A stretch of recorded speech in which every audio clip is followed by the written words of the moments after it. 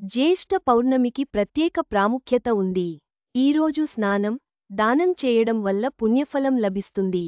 స్త్రీలు రావి చెట్టు పూజ చేయడం ద్వారా అఖండ సౌభాగ్యం పొందవచ్చు. ఈ కథనంలో జ్యేష్ఠ పౌర్ణమి వివరాలు తెలుసుకుందాం. మన సనాతన ధర్మంలో పౌర్ణమి తిథికి ఎంతో ప్రత్యేకత, ప్రాముఖ్యత ఇవ్వడం జరుగుతుంది.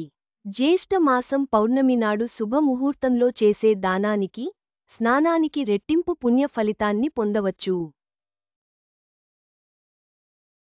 ఈరోజు పవిత్ర నదిలో స్నానం చేయడం వలన, దానం చేయడం వలన అనేక రకాల పాపాల నుంచి బయటపడొచ్చు.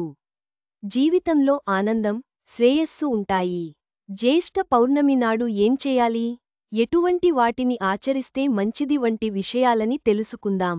వైవాహిక జీవితంలో సంతోషం కలగడానికి స్త్రీలు ఇలా చేస్తారు. జ్యేష్ఠ పౌర్ణమి నాడు వైవాహిక జీవితంలో సంతోషంగా ఉండాలని, వైవాహిక జీవితంలో ఉన్న సమస్యలు తీరిపోవాలని పెళ్లైన స్త్రీలు రావి చెట్టుకి నీరు సమర్పిస్తారు. ఈ రోజు రావి చెట్టుని పూజించడం వలన అఖండ సౌభాగ్యం కలుగుతుందని అంటారు. అదేవిధంగా, జ్యేష్ఠ పౌర్ణమి నాడు చేసే దానానికి, స్నానానికి ఎంతో ఫలితం ఉంటుంది. జ్యేష్ఠ పౌర్ణమి ఉపవాసం ఎప్పుడు చేయాలి? హిందూ క్యాలెండర్ ప్రకారం పౌర్ణమి తిథి జూన్ 10 ఉదయం 12:25 గంటలకు మొదలవుతుంది. జూన్ 11 మధ్యాహ్నం అర్ధరాత్రి 1:13 నిమిషాలకు ముగిస్తుంది.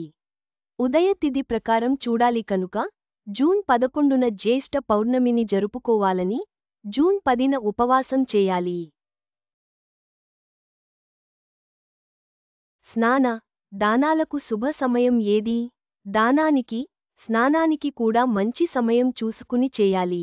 జ్యేష్ఠ పౌర్ణమి నాడు ఉదయం తెల్లవారుజాము 4:02 నుంచి తెల్లవారుజాము 4:22 వరకు స్నానం చేయడానికి శుభముహూర్తం. ఉదయం 11:25 నుంచి మధ్యాహ్నం 12:20 వరకు అమృతకాలం. ఈ సమయంలో దానాలు చేయడం వలన మంచి ఫలితం కనబడుతుంది. జ్యేష్ఠ పౌర్ణమి నాడు ఏం దానం చేస్తే మంచిది? పౌర్ణమి నాడు దానం చేయడం వలన విశేష ఫలితాన్ని పొందవచ్చు. గమనిక: ఈ కథనంలో మీకు అందించిన సమాచారం, సూచనలు పూర్తిగా నిజమైనది, ఖచ్చితమైనది అని మేము చెప్పలేము. నిపుణుల సూచనల ప్రకారమే మేము ఈ సమాచారాన్ని అందిస్తున్నాం. వీటిని పాటించే ముందు ఖచ్చితంగా సంబంధిత రంగంలోని నిపుణుల సలహా తీసుకోవడం మంచిది. జ్యేష్ఠ పౌర్ణమి నాడు నిష్ఠతో ఆచరించే స్నాన, దానాలు, పూజలు మన జీవితంలో శ్రేయస్సును, ఆనందాన్ని, వైవాహిక జీవితంలో సంతోషాన్ని తెస్తాయి. నిపుణుల సలహా తీసుకోవడం మంచిది.